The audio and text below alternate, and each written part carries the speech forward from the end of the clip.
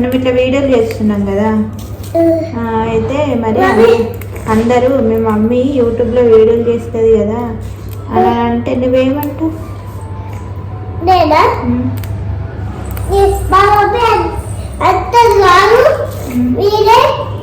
Video shot చేసి మాకు పంపిస్తాడు, మేము కూడా పంపించామని చెప్తాం.